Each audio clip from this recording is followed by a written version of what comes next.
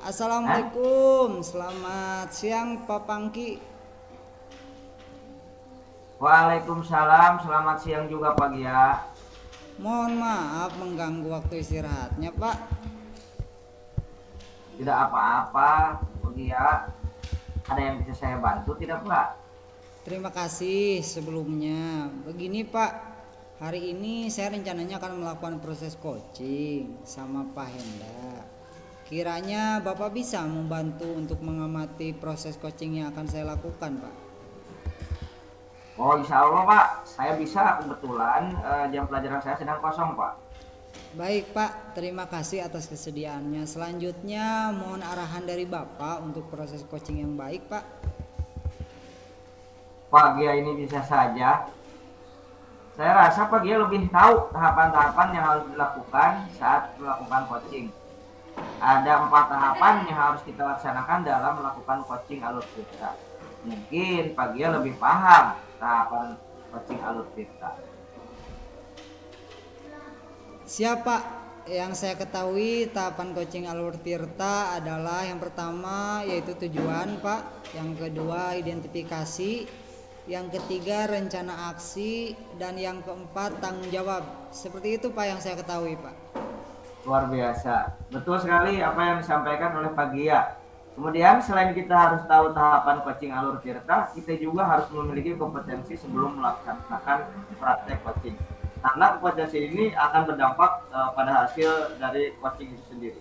Saya yakin Pak Gia sudah mengetahui kompetensi apa saja yang harus kita kuasai sebelum melakukan praktek coaching. Insya Allah Pak, saya sudah belajar tentang kompetensi apa saja yang harus kita pahami pada saat melakukan praktek coaching Pak. Ada 3 kompetensi yang harus kita miliki sebagai seorang coach. Di antaranya yang pertama kehadiran penuh Pak, yaitu kemampuan untuk bisa hadir secara utuh. Maksudnya antara badan, pikiran, dan juga hati selaras saat melakukan percakapan. Yang kedua mendengarkan aktif Pak, artinya seorang coach itu harus lebih banyak mendengarkan daripada berbicara.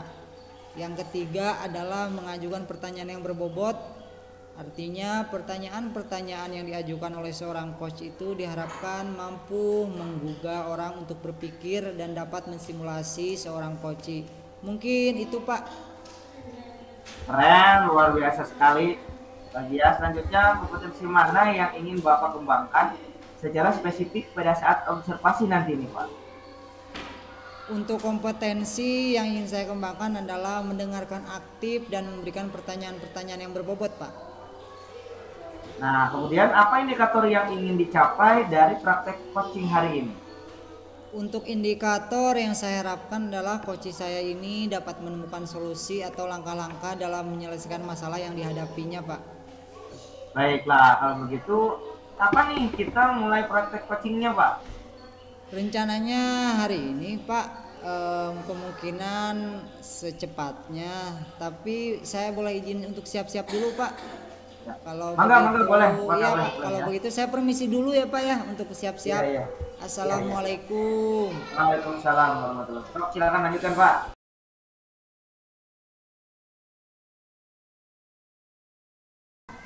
Assalamualaikum Pak Henda. Waalaikumsalam warahmatullahi wabarakatuh Pak Gia. Oh ya, gimana kabarnya Pak hari ini? Baik, Alhamdulillah Pak Gia. Sebaliknya bagaimana Pak kabar Bapak? Baik, alhamdulillah. Oh ya, kemarin kita kan janjian mau ketemu hari ini. Kalau boleh tahu sebetulnya ada apa Pak Henda? Oh iya, begini Pak. Sebetulnya ada sedikit permasalahan yang mengganjal di hati nih Pak ya. Di hati saya Pak. Dan belum ketemu jalan keluarnya nih Pak. Apakah Bapak bersedia nih nemenin ngobrol gitu? Semoga setelah ngobrol dengan Bapak, saya mendapatkan pencerahan dari masalah yang saya hadapi. Bagaimana Pak? Bersedia Pak? Oh ya, tentu bisa Pak. Kita kan temen Pak ya. Jadi saya pasti ada waktu buat Bapak. Terima kasih banyak Pak atas kesediaannya Pak. Jadi memang ada masalah apa Pak? Jadi penasaran saya nih. Coba tolong diceritakan kalau mau Pak. Oh ya, begini Pak. Jadi permasalahannya di sekolah saya kan ada program salat duha ya Pak ya. Program pembiasaan akhlakul karimah. Jadi setiap pagi Pak, sebelum belajar, kepala sekolah menginstruksikan harus diadakan salat duha di kelasnya masing-masing Pak. Saya merasa kesulitan Pak, jujur saja dalam pelaksanaannya karena selama ini belum tersedia musola Pak, tempat khusus untuk sholat gitu. Jadi pas pagi-pagi saya dan siswa harus mengangkat kursi Pak dan meja di kelas untuk menyediakan tempat salat duha Pak. Apalagi saya kan ngajar anak kecil ya Pak ya, anak kelas 1 dan kelas 2 gitu. Yang tenaganya masih ya terbilang masih belum bisa mengangkat hal-hal yang berat begitu. Jadi kami, saya dan siswa itu perlu waktu Pak untuk membereskan kursi dan meja ke posisi semula. Jadi seperti itu permasalahannya Pak. Oh begitu, sangat kompleks sekali ya Pak. Tapi nih Pak, menurut Pak Hendra sendiri kalau saya skalakan dari 1 sampai angka 10 Pak, kira-kira permasalahan Bapak ini di angka yang keberapa Pak untuk tingkat kesukarannya Pak? Kalau ada angka 1 sampai 10 Pak, mungkin posisi saya, kesulitan yang saya alami ada di angka 8 Pak. Soalnya kesulitan yang berulang Pak setiap hari. Waktu saya di kelas tersita banyak. Kurang lebih kalau saya hitung-hitung nih Pak ya, membereskan menyiapkan bangku dan sholat duha serta membereskan lagi ke tempat semula itu bangku dan kursinya menghabiskan waktu dan tenaga setengah jam. Oh ya, berarti memang sangat kompleks sekali ya Pak masalahnya sampai angka 10 seperti itu Pak. Tapi menurut Pak Enda nih kira-kira Pak, bagaimana sih cara menyikapi masalah seperti ini? Mungkin ada terpikirkan gitu?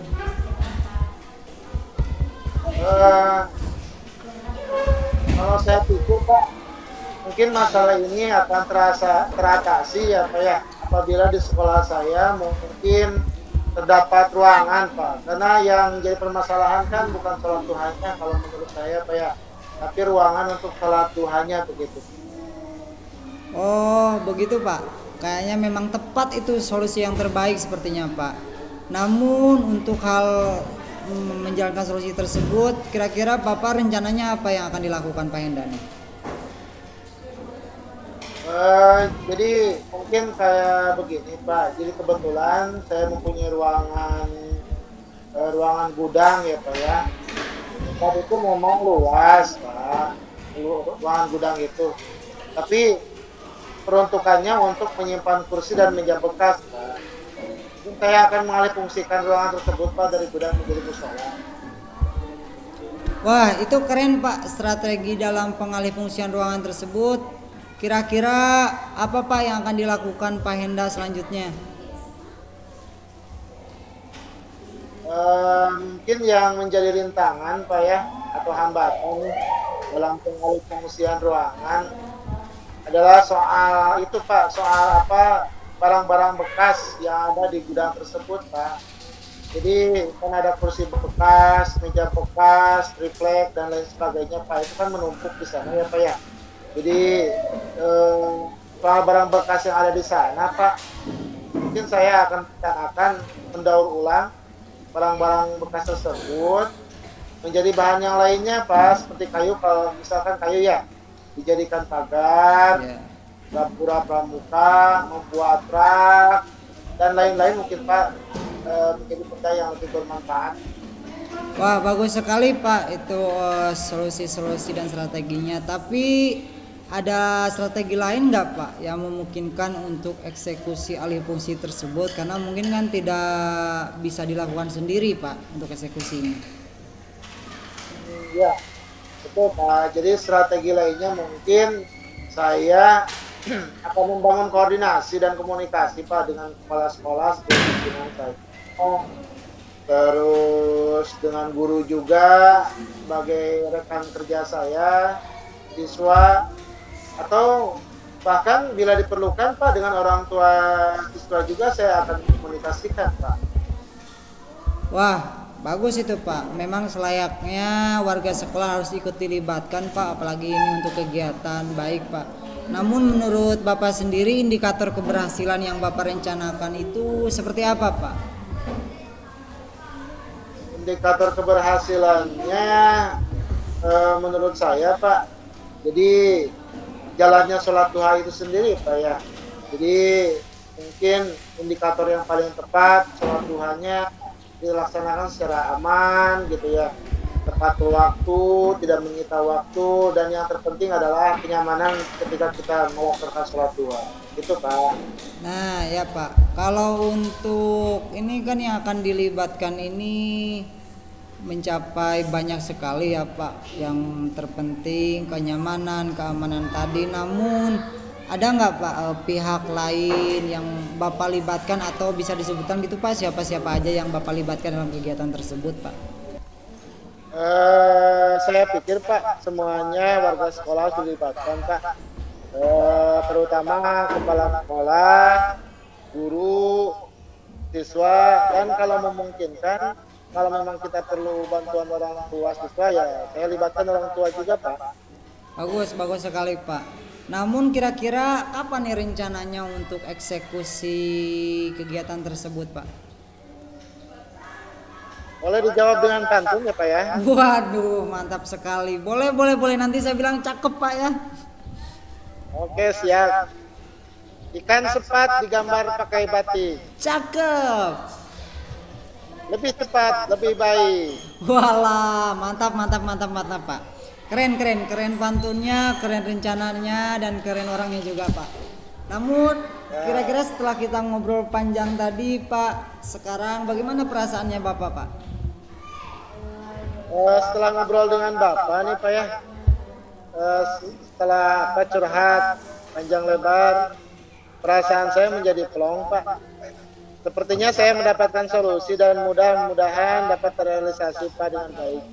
Terima kasih ya Pak sudah mau mendengar keluh kesah saya. Alhamdulillah, terima kasih juga sama-sama Pak.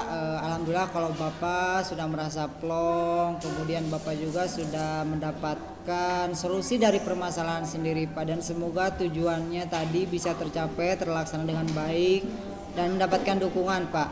Yang paling penting juga semoga obrolan kita kali ini bermanfaat Pak. Amin, amin ya Allah ya Rabbal Alamin. Sekali lagi saya ucapkan terima kasih ya Pak. Saya pamit. Assalamualaikum warahmatullahi wabarakatuh. Ya, terima kasih kembali Pak Enda. Waalaikumsalam warahmatullahi wabarakatuh.